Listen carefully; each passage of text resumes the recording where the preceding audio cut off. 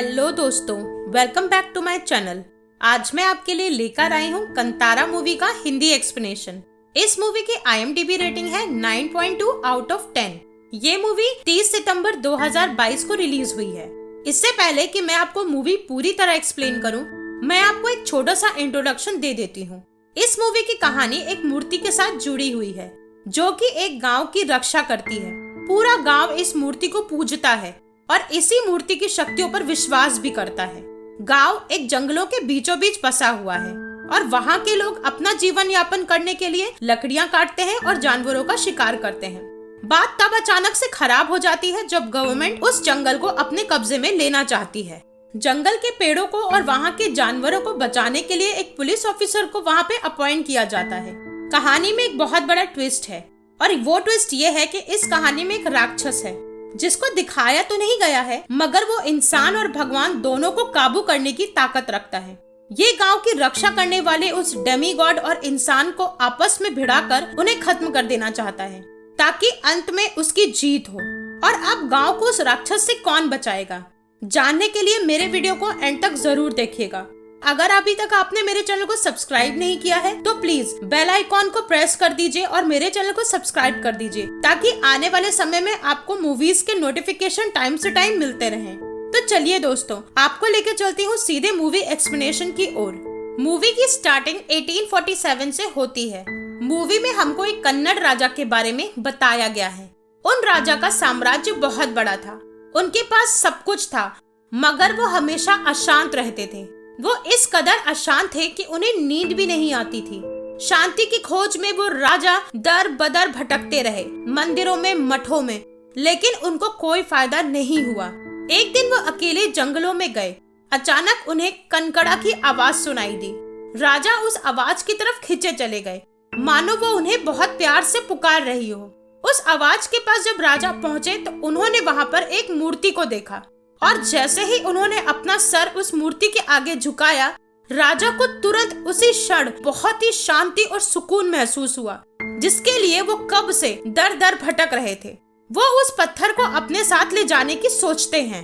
तभी वहाँ पे गांव के लोग आ जाते हैं और वो राजा को समझाते हैं कि ये हमारे देवा पंजुली हैं और आप इनको यहाँ से नहीं ले जा सकते, आप इनके बदले कुछ भी यहाँ से ले जाइए।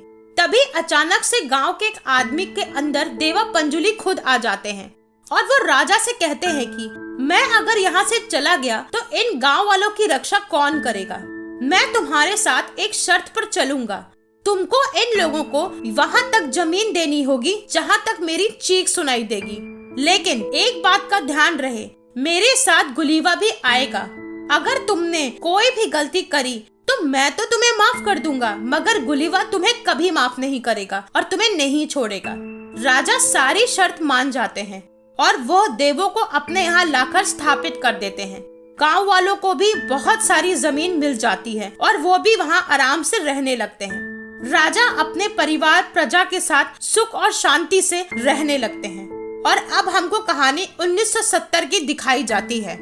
1970 की शुरुआत में गांव में भूता कोला परफॉर्म हो रहा था।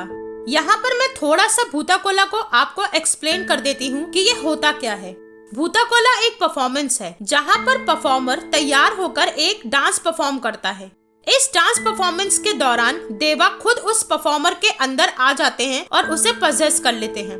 एक जरूरी बात यह है कि ये परफॉर्मर एक ही फैमिली से होती है, जो जनरेशन टू जनरेशन इस भूता कोला ट्रेंड को आगे बढ़ाता है। और देवा उस परफॉर्मर के जरिए लोगों को ब्लेस करते हैं और उनके पर्सनल डिस्प्यूट्स को भी सॉल्व करते हैं।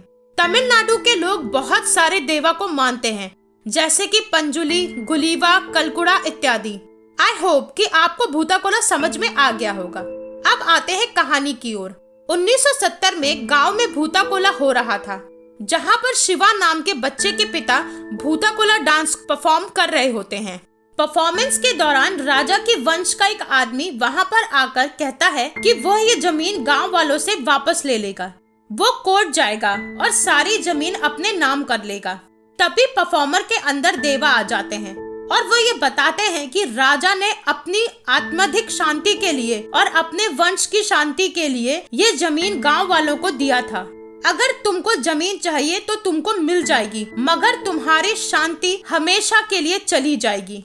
वो इंसान इन सब बातों को बकवास बताता है और वो ये तक कह देता है कि तुम कोई देवा नहीं हो, तुम नाटक कर रहे हो। ये बात सुनते ही परफॉर्मर के अंदर के देवा बहुत बुरी तरह क्रोधित हो जाते हैं। वो चिल्लाकर कहते हैं कि तुमको कोर्ट जाने की जरूरत ही नहीं है, तुम देखना तुम्हारा फैसला तो कोर्ट के बाहरी सीढ़ियों पे हो जाएगा और मैं देवा हूँ या नहीं ये भी तुमको जल्द पता चल जाएगा। आज के बाद अगर मैं तुमको दिख गया तो तुम समझ लेना कि मैं नाटक कर रहा हूँ और अगर नहीं दिखा तो मैं देवा। इसके बाद वो नर्तक मशाल लेकर चीखता हुआ जंगल की तरफ जाता है और गायब हो जाता है। उस दिन के बाद से शिवा के पिता यानी उस नर्तक को किसी ने भी नहीं देखा था। अब नेक्स्ट सीन में हम व्यूवर्स को दिखाया जाता है कि वो इंसान जिसने देवा को बहरूपिया कहा था वो कोर्ट की सीढ़ियों पर तड़प तड़प कर खून की उल्टी करता हुआ मर गया। अब यहाँ से फिर कहानी कुछ साल आगे आती है। अब सीन दिखाते हैं 1990 को। 1990 के स्टार्टिंग सीन में शिवा को दिखाया जाता है जो कि अब बड़ा हो चुका था। वो बुफेलो रेस में पार्टिसिपेट कर रहा था और वहाँ के बुफेलो रेस को कम्बला कहते हैं। इस बुफेलो रेस में बुफेलो ओनर भी उनके साथ पार्टिसिपेट करता है। जो बुफेलो कम समय में जल्दी दौड़कर जीत जाती थी उनको रिवॉर्ड मिलता था। शिवा बहुत अच्छा खेलता है मगर लैंडलॉर्ड के लोग कॉन्स्पिरेसी करके लैंडलॉर्ड की बुफेलो को जिता देते हैं। इस बात से शिवा बहुत नाराज हो जाता है और लैंडलॉर्ड के लड़कों को जम के मारता है। लैंडलॉर्ड शिवा को बुला के ट्रॉफी देते हैं और अपने लड़कों को बहुत डांट भी लगाते हैं। इसके बाद हमको शिवा की फैमिली के बारे में बताया जाता है। शिवा की फैमिली भूताकोला के ट्रेडिशन को पीढ़ी दर पीढ़ी आगे बढ़ा रही थी। शिवा एक नंबर का दारूबाज था और आवारागर्दी भी करता था, इसलिए भूताकोला शिवा की जगह उसका भाई गुरुवा परफॉर्म करता था। शिवा के साथ उसके कुछ निकम्मे दोस्त भी थे जैसे रामपा, बुल्ला, लच्छू, नारू और उसकी एक गर्लफ्रेंड भी थी जिसका नाम लीला था। उस गांव में हाल ही में वहां के फॉरेस्ट को प्रोटेक्ट करने के लिए इंस्पेक्टर मुरली को अपॉइंट किया गया था। जिस लैंडलॉर्ड ने शिवा को ट्रॉफी दिया था वो कोई और नहीं बल्कि राजा के वंशज का ही था।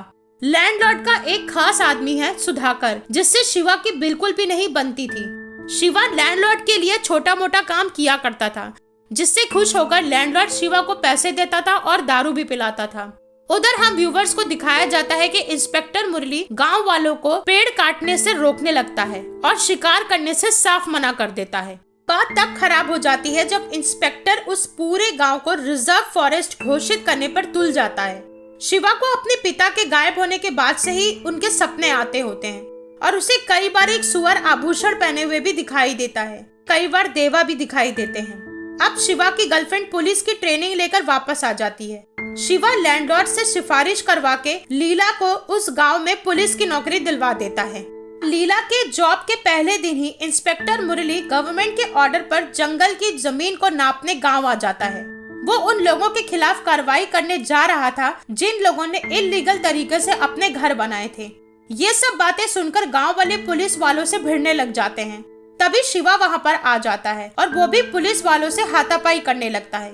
इतने में पुलिस वाले शिवा को बांध देते हैं और उस इल्लीगल एरिया को मार्क करके रिपोर्ट तैयार कर लेते हैं। इन सब में लैंडलॉर्ड का आदमी सुधाकर पुलिस वालों की हेल्प करता है। इस समस्या का हल निकालने के लिए लैंडलॉर्ड एक लॉयर को बुलाता है। वो लॉयर वहाँ गांव वालों की जमीन को वैलिडेट करेगा और ये कहकर वो एक एक गांव वालों से उनकी जमीन के कागजों पर अंगूठा लगवा लेता है। जो गांव वाले थे वो बिल्कुल पढ़े लिखे नहीं थे, तो वो सारे एक एक करके अंगूठा लगा देते हैं। उधर इंस्पेक्टर मुरली अपने काम में जोर शोर से लगा था और इधर शिवा इंस्पेक्टर को परेशान करने और पंगा लेने की प्लानिंग करने लगता है। वो जंगलों में जाके और भी ज्यादा पेड़ काटने लगता है और जानवरों को मारने लगता है ताकि इंस्पेक्टर का तबादला कहीं और हो जाए। एक रात शिवा और उसके दोस्त पेड़ को काट रहे होते हैं, तभी सुधाकर पुलिस को शिवा की लोकेशन बता देता है। पुलिस वहां आती है मगर अफरा तफरी में वो बड़ा सा पेड़ पुलिस की जीप पर गिर जाता है, जिससे बहुत सारे पुलिस वाले घायल हो जाते हैं। शिवा के ऊपर अटेम्प्ट टू मर्डर का केस चलता है, लेकिन शिवा अपने दोस्तों के साथ जंगलों में भागकर छिप जाता है। वो चुपचाप कभी कभी लीला से मिलने आता था। एक दिन वो लीला से मिलने आता है और पकड़ा जाता है। उसी रात शिवा का भाई गुरुवा जो भूताकोला परफॉर्मर होता है वो नींद से उठकर एकदम से बैठ जाता है। वो तुरंत लैंडलॉर्ड को फोन लगाता है और उसको बोलता है कि तुम सब कुछ ठीक कर दो। अगले सीन में लैंडलॉर्ड कहीं जा रहा होता है तो उसे वहाँ पे गुरुवा मिलता है। वो उसे अपने साथ जीप में बिठा लेता है। अब लैंडलॉर्ड गुरुवा से एक सौदा करने की बात करता है। वो कहता है कि तुम भूताकोला के टाइम पर ये बोल देना कि ये सारी जमीन मेरी है और इस पे मेरा हक है, बदले में मैं तुम्हें 5 एकड़ जमीन दूंगा। ये बात सुनते ही गुरुवा एकदम सन्न रह जाता है और वो मना कर देता है। वो ये भी कहता है कि देवा ये कभी नहीं होने देंगे। अब ये बात सुनते ही लैंडलॉर्ड नाराज हो जाता है और गुरुवा को जान से मार डालता है। फिर वो सुधाकर की मदद से गुरुवा की डेड बॉडी को ठीक वहीं पे जाकर फेंक देता है जहाँ पर भूताकोला परफॉर्म होता था। गांव वालों के पास जाके रोने लगता है और ड्रामा करने लगता है कि जैसे उसे पता ही नहीं कि गुरुवा के साथ आखिर क्या हुआ और किसने उसे मार डाला। अब इंस्पेक्टर को ये बात पता चल जाती है कि कैसे लैंडलॉर्ड ने लॉयर की हेल्प से गांव वालों को बेवकूफ बनाकर उनकी सारी जमीन अपने नाम कर ली है। अब सब कुछ लैंडलॉर्ड के नाम हो चुका है। इंस्पेक्टर सब समझ जाता है। वो ठान लेता है कि वो लैंडलॉर्ड की पोल पूरे गांव के सामने खोलेगा और जमीन उनको वापस दिलाएगा। जिस रात गुरुवा की मौत हुई थी उसी रात शिवा को पुलिस स्टेशन में सपना आया था कि गुरुवा देवा के रूप में उसके सामने आकर जोर जोर से रो रहे हैं। उधर लैंडलॉर्ड को पता चलता है कि इंस्पेक्टर उसकी करतूत के बारे में जान गया है। वो फौरन शिवा की बेल करा देता है और उसे ये कहकर भड़का देता है कि गुरुवा को इंस्पेक्टर ने मारा है। ये बात सुनते ही शिवा लोहार के पास अपनी तलवार लेकर धार करवाने जाता है जिससे कि वो इंस्पेक्टर मुरली को मार सके। लेकिन वहाँ पे उसे एक और बात पता चलती है। एक्चुअली में जिस दिन गुरुवा लैंडलॉर्ड के साथ जा रहा था उस दिन लोहार ने गुरुवा को और लैंडलॉर्ड को साथ में देख लिया था। वो ये बताता है कि जब दोनों गए तो साथ में गए लेकिन वापस अकेला लैंडलॉर्ड आया। इसका मतलब ये है कि तुम्हारे भाई गुरुवा को लैंडलॉर्ड ने मारा है। उधर लैंडलॉर्ड के आदमी शिवा को मारने आते हैं। शिवा इन सबको मार गिराता है और लैंडलॉर्ड के घर जाकर उसे मार डालने की धमकी देता है। शिवा अपनी बाइक से वापस आ रहा होता है तो एकदम से उसके सामने देवा आ जाते हैं। शिवा बाइक से गिर जाता है और मशाल लेकर जंगल की तरफ जाता है और वो वहाँ पहुँच जाता है जहाँ पर उसके पिता गायब हुए थे। शिवा को अब देवा की आवाज आती है और वो उसका मार्गदर्शन करते हैं। शिवा अब गाँव लौट कर आता है और सारे लोगों को लैंडलॉर्ड की करतूत के बारे में बताता है। इंस्पेक्टर भी वहाँ आ जाता है और वो गांव वालों को समझाता है कि अगर गांव की जमीन को रिजर्व फॉरेस्ट घोषित कर दिया जाए तो लैंडलॉर्ड इस जमीन का कुछ नहीं बिगाड़ पाएगा। उसके बाद कोर्ट में तुम लोग अर्जी देकर यहाँ पे आराम से रह सकते हो। उधर लैंडलॉर्ड अपने आदमियों के साथ पूरे गाँव को खत्म करने का प्लान बनाता है। वो बहुत सारे गुंडे बदमाशों के साथ आकर गाँव वालों पर धावा बोल देता है। वो गाँव वालों के घरों को जलाने लगता है। बहुत घमासान लड़ाई होती है। दोनों पक्षों के बहुत सारे लोग मारे जाते हैं। वो राक्षस रूपी लैंडलॉर्ड ये सब देख के खुश हो रहा होता है। वो इस कदर पागल हो जाता है कि वो गांव वालों के साथ साथ अपने आदमियों को भी मारे दे रहा था जो भी उनके सामने आ रहा था। सुधाकर लैंडलॉर्ड का ये रूप देखकर हक्का बक्का रह जाता है। वो समझ जाता है कि ये राक्षस किसी का सगा नहीं है। अचानक से जैसे शिवा लैंडलॉर्ड की तरफ आता है, लैंडलॉर्ड का एक हट्टा कट्टा आदमी शिवा पर भारी पड़ता है और उसकी गर्दन को मरोड़ देता है। सब कुछ शांत हो जाता है। सबको लगता है कि शिवा मारा गया। लैंडलॉर्ड अपनी जीत का जश्न मनाने लगता है और गांव वालों को बहुत बुरा भला बोलने लगता है। अचानक से शिवा चीखता हुआ खड़ा हो जाता है। अब वो पोजेस हो गया था। देवा ने शिवा को पोजेस कर लिया था। शिवा चुन चुन के सभी लैंडलॉर्ड के आदमियों को मार डालता है। अब शिवा लैंडलॉर्ड के पास आता है और गरज कर गुस्से में बोलता है कि जो इतने सारे बुरे काम तुमने किए हैं उसका परिणाम तो तुम्हें जरूर मिलेगा। पंजुली देवा तुम्हें माफ कर देंगे लेकिन मैं तुम्हें माफ नहीं कर सकता और तुम्हारे लहू से मैं इस गांव की मिट्टी को सींचूंगा। शिवा लैंडलॉर्ड को जान से मार देते हैं। इस तरह से बुराई का अंत होता है। कहानी कुछ दिन आगे की दिखाई देती है जहाँ पर शिवा यहाँ पर भूताकोला परफॉर्म करता है। वो भूताकोला के दौरान इंस्पेक्टर को कहता है कि तुम इन गांव वालों का ख्याल रखना। लीला प्रेग्नेंट थी। वो शिवा के बच्चे की माँ बनने वाली थी। शिवा भी ठीक अपने पिता की तरह मशाल लेकर जंगल में भाग जाता है। शिवा भी उस दिन के बाद गांव वालों को नहीं दिखाई दिया। अब नेक्स्ट सीन में हमको शिवा के बेटे को दिखाया जाता है जिसका दोस्त उसे भूताकोला की कहानी सुना रहा होता है। आगे चलकर शिवा का बेटा भी भूताकोला परफॉर्मर बनेगा। उसके अंदर भी देवा आएंगे और लोगों को ब्लेस करेंगे। इसी के साथ मूवी एंड हो जाती। कंतारा मूवी इस साल की अब तक की आई वर्ल्ड बेस्ट मूवीज में से एक है। मेरी मानिए एक बार थिएटर में जाकर इस मूवी का एक्सपीरियंस जरूर करिएगा। हर कलाकार ने बहुत अच्छी एक्टिंग करी है। रोंगटे खड़े हो जाएंगे आपके। म्यूजिक से लेके सिनेमेटोग्राफी से लेके सब कुछ उम्दा, डायरेक्शन भी। ऋषभ शेट्टी की एक्टिंग आपके दिमाग के तारों से खेल जाएगी। कर्नाटका के कल्चर को इतना ब्यूटीफुली एक्सप्लेन किया गया है कि क्या कहने। रियलिटी में आज भी भूताकोला परफॉर्म होता है और इससे जुड़े कई अमेजिंग किस्से, स्टोरीज हैं। अगर आपको भी ऐसे कोई अमेजिंग किस्से पता है तो हमें कमेंट बॉक्स में जरूर बताइएगा। और हाँ दोस्तों, अगर आपको मेरा वीडियो पसंद आया हो तो प्लीज मेरे चैनल को लाइक, सब्सक्राइब और मेरे वीडियो को शेयर जरूर करिएगा। तब तक के लिए good bye and thank you.